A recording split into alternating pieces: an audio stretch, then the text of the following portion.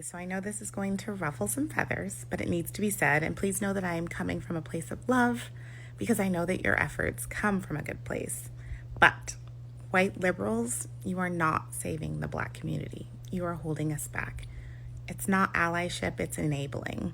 You excuse destructive choices, you lower the bar, you hand out sympathy instead of standards, you call that progress. Here's the truth that nobody wants to say out loud. We're not the only group with a painful past. Jewish people survived genocide and rebuilt. Asian immigrants came here with nothing, built thriving businesses and schools. We don't hand them safe spaces. We don't rewrite laws to excuse their failures. We don't glorify victimhood for anyone else. So why is that standard different for us? We built an entire system around the lie that Black people can't compete, and we call it justice. DEI, affirmative action, safe spaces, watered down schools, and even lighter sentences for crime. That's not empowerment. That's soft bigotry dressed up as compassion. And Boy, hey, listen. Somebody hand her an apron, bro. What are we doing? She is chefing it up right now. Cooking. Cooking. Grease popping off the skillet. I mean, my goodness. You know, and I've been saying that same thing for a while now. Y'all know, I've been saying it in videos for quite a while. White liberals are actually a negative as it pertains to Black people, right? Honestly, I feel like white liberals are racist. Why do you feel as a white liberal that you're better than me and that I need your help? Is it because I'm Black and I'm incapable of doing it myself or something? Like, is that what you think? I'm just confused. Why do I need your help? You know, going around telling little Black boys and girls that, you know, the white man is bad and the white man is going to hold them down and they're oppressed and this and that. What does that do to a little Black boy, a little Black girl's mind? It stunts them. It stops them from dreaming. Because if there's always the thought that, oh man, I'm oppressed, I ain't never gonna be nothing because the white man, blah, blah, blah, and if I do something, the white man's just gonna take it away. Where's the incentive to actually grow? Where's the incentive to actually become something? There isn't one when you're preaching that all day, every day. So quite honestly, I feel like, you know, that is being pushed on purpose to try to keep Black people down, to try to keep Black people dependent, because, you know, it goes back to the, you know, we've all heard the saying, if you give a man a fish, right, versus teaching a man a fish, they want to continue to try to hand Black people the fish so that we continue to go back to the Democrat Party in order to receive our fish, right? That's just my humble opinion. I think it's being done on purpose. Y'all can let me know your thoughts and your opinions about it, but, you know, I think it is being done intentionally. That in you know, the weakening of the male, right? The feminization of the male. But that's just my humble opinion. What do y'all think? Let's jump back into it. we built an entire system around the lie that Black people can't compete, and we call it justice. DEI, affirmative action, safe spaces, watered down schools, and even lighter sentences for crime. That's not empowerment. That's soft bigotry dressed up as compassion. And it's all causing more harm than good to the Black community. It whispers you're too weak, too damaged, too broken to do this on your own. And we've accepted that lie for far too long. We don't need your pity. We don't need you to lower the bar. We need to be held to the same standard as everyone else. Because true empowerment doesn't come from being coddled. It comes from being called higher. Charlie Kirk said this over and over again. He asked Black America to stop fixating so much on our race and our difficult history. He encouraged everyone from every background and walk of life to make their past a reference, not their residence. And sadly, his honesty caused him to be labeled a racist, despite the fact that he was simply telling us the hard truth. So here's my challenge for white liberals. Stop lowering the bar for us. Stop designing programs that assume that we can't win without a handicap. If you truly believe in Black excellence, then treat us like the powerful, capable, brilliant people that we are. Stand with us, not over us. Walk beside us, not ahead of us. And Black people, if you're still here, slavery happened, oppression exists, but our history is also full of resilience and brilliance. Research Frederick Douglass and Booker T. Washington and Madam C.J. Walker. We've been free for 150 years, but somehow we feel justified in marinating in our victimhood while holding $1,000 iPhone, rocking $200 shoes, having nothing and no one standing in our way but ourselves. Pick up your mat and walk. Pick up your Mat what? and walk. Pick up your bat and walk. Yeah, man. Hey, listen. I'm oppressed, but I got $1,000 phone in my hand. I'm oppressed, but I got a car that gets me from point A to point B. Right? I'm oppressed, but I live in a nice home. Right? It is absolutely crazy what these folks, I just weird. Like, I feel like the dog mentality has been taken out of society. And when I say dog mentality, I mean, for any of my basketball players out there that may be watching, Kobe used to talk about something, rest in peace to Kobe Bryant, but he used to talk about something called the Mamba mentality. And actually, hold on, I want to see if I can pull this up because, bro, listen. This type of mentality does not exist anymore, and I think it's part of the issue in society. I'm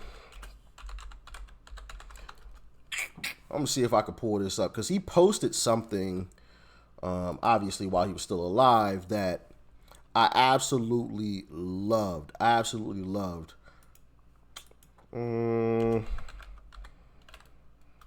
me see. Hold on, y'all. Give me just a second. So here it is. This mentality is gone from society for the most part, and we need to bring this type of mentality back. So to give you guys a little bit of backstory for those that aren't familiar with basketball, Kobe Bryant tore his Achilles in the NBA, and immediately after, this is what he posted. Obviously, when you tear your Achilles, that is a major injury, especially when you're 35. Making a comeback from that is almost impossible, okay? But anyway, this is what he posted. He said, "This is such BS. All the training and all the sacrifice just flew out the window with one step that I've done millions of times. The frustration is unbearable. The anger is rage. Why the hell did this happen? Makes no sense. Now I'm supposed to come back from this and be the same player or better at 35. How in the world am I supposed to do that? I have no clue. Do I have the consistent will to overcome this thing? Maybe I should just break out the rocking chair and reminisce on the career that was. Maybe this is how my book ends. Maybe Father Time has defeated me. Then again, maybe not. It's 3:30 a.m. My foot feels like dead weight. My head is spinning from the pain meds and I'm wide awake. Forgive my venting, but what's the purpose of social media if I won't bring it to you real, no image? Feels good to vent. Let it out, to feel as if this is the worst thing ever. Because after all, the venting, a real perspective sets in. There are far greater issues, challenges in this world than a torn Achilles. Stop feeling sorry for yourself, find the silver lining, and get to work with the same belief, the same drive, and the same conviction as ever. One day, the beginning of a new career journey will commence. Today is not that day. If you see me in a fight with the bear, pray for the bear. I've always loved that quote. That's Mamba mentality. We don't quit. We don't cower. We don't run. We endure and we conquer. I know it's a long post, but I'm Facebook venting. LOL. Maybe now I can actually get some sleep and be excited for surgery tomorrow. First step of a new challenge. Guess I will be a Coach Vino the rest of the season. I have the faith in my teammates. They will come through. Thank you for all your prayers and your support. Much love always. Mamba out. I want to go back to something. He said, stop feeling sorry for yourself. Find a silver lining and get to work with the same belief, the same drive, and the same conviction. And then he said, if you see me in a fight with the bear, pray for the bear. I've always loved that quote. That's the Mamba mentality. We don't quit. We don't cower. We don't run. We endure and we conquer. That mentality is gone from society. It's gone for the most part, right? And sometimes I try to bring it back.